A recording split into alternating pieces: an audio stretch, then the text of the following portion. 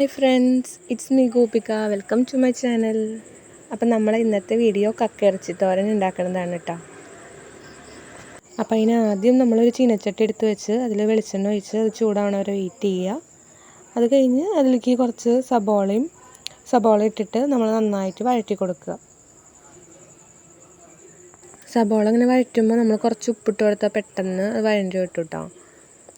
പിന്നെ അതിൽ കുറച്ച് കറിവേപ്പില നമ്മളിട്ട് അത് കഴിഞ്ഞ് നല്ലോണം അത് ഇങ്ങനെ വഴണ്ടി വരുന്ന വരെ നമ്മൾ വെയിറ്റ് ചെയ്യുക കേട്ടോ. പിന്നെ ഇത് അമ്മാമ്മയാട്ടോ ഉണ്ടാക്കണത്.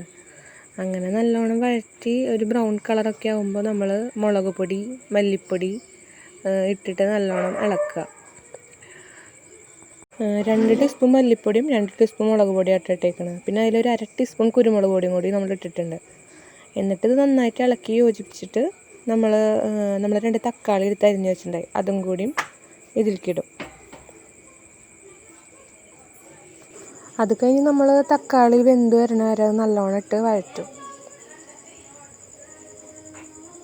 എന്നിട്ട് തക്കാളി ഇങ്ങനെ നല്ലോണം വഴണ്ടി വരുമ്പോൾ നമ്മൾ അതിലേക്ക് കക്കയിറച്ചി ആഡ് ചെയ്യണം കേട്ടോ. കക്കയിറച്ചിയിൽ മഞ്ഞൾപ്പൊടിയും കുരുമുളകും അതുപോലെ ഇഞ്ചി ഒക്കെ ഇട്ടിട്ട് നല്ലോണം മസാലയൊക്കെ ഇട്ടിട്ട് നല്ലോണം നമ്മൾ തിരുമ്പി വെച്ചേക്കാണ്.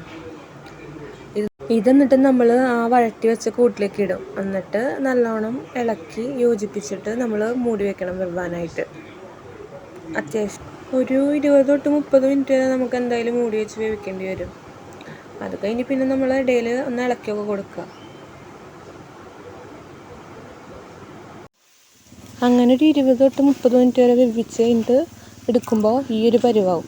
അത് നമ്മൾ വീണ്ടും ഇളക്കിയിട്ട് വീണ്ടും ഒന്നും കൂടി മൂടി വയ്ക്കുക.